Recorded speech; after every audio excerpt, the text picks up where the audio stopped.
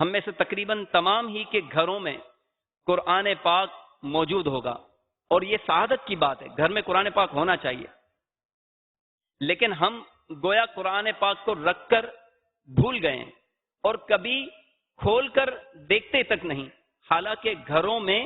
تلاوت قرآن پاک کی بہت فضیلت ہے۔ چنانچہ حضرت سیدنا ابو ہریرہ رضی اللہ تعالی عنہ فرماتے ہیں کہ جس گھر میں قرآن پڑھا جاتا ہے، جس گھر میں قرآن پڑھا جاتا ہے، وہ اپنے رہنے والوں پر کشادہ ہو جاتا ہے، اس کی بھلائی کثیر ہوتی ہے، اس گھر میں فرشتے حاضر ہوتے ہیں اور شیاطین اس سے نکل جاتے ہیں۔ اور جس گھر میں قرآن نہیں پڑھا جاتا، وہ اپنے رہنے والوں پر تنگ ہو جاتا ہے،